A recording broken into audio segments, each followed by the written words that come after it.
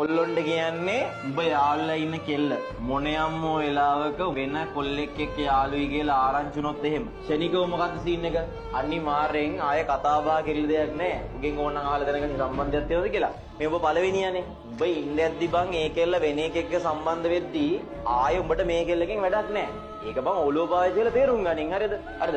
කොල්ලෙක් ගිහලා කෙල්ලෙක් ගහනකොට ඒක කැමති වෙනවා. දැන් අවුරුදු 3-4 ලව් එක යනවා.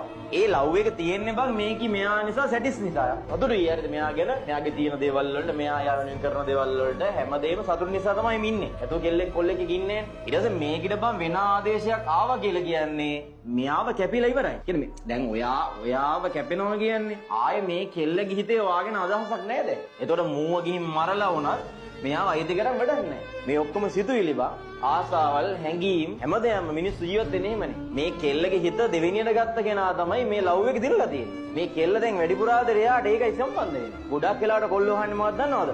ඔයාට මතක නැද්ද මම මේ කරපු දේවල්? ඔයාට දුන්න දේවල්? ඔයා වෙනුවෙන් කැපකිරීම මතක නැද්ද කියලා කෙල්ලකින් අහනවා. එහෙම අහන්න ඕනිද?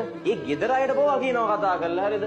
මම මෙහෙම දේවල් කරේ නංගිට මම මෙහෙම දේවල් කරා මම මාර කැපකිරීම දෙයක් කරා එයාට මතක නැද්ද කිය මතක් කරන හදනවා. ඔක්කොටම වඩා ඒ ගෙදර අයට වඩා නෑයොන්ට වඩා ඔයාගේ යාළුවොත් එක්කත් ඔයා කියනවනේ. ඒගොල්ලන්ටත් වඩා ඔයා මෙයා වෙනුවෙන් කරපු දේවල් කවුද දන්නේ? ඒ කෙල්ල තමයි දන්නේ. ඒ කෙල්ල දන්නවා ඔයා කරපු සියලු කැපකිරීම. හැබැයි එයා තෝරනවා ඔයාට වඩා තව කෙනෙක් හොඳයි කියලා එච්චර. ඔයා තේරුම් ගන්න ඕනේ. ඔයා එතනින් පේන. මට දියන් මේ ගැහන් ළමයාට ඔයා ගැලපෙන්නේ නැති නිසා තමයි මේ ගැහන් ළමයා වෙන එකකින් සම්බන්ධ වෙන්නේ. හරි ඉතින් ඒක හරි. හැබැයි මතක තියාගන්න ඔයාට වෙන කෙල්ලෙක් යාළුවෙන් chance එකෙනවනේ. සා ඊට අමතරව මතක තියාගන්න මේ මෙහෙම නිකන් හිතේ කුහකකමක් තියාන හරියද?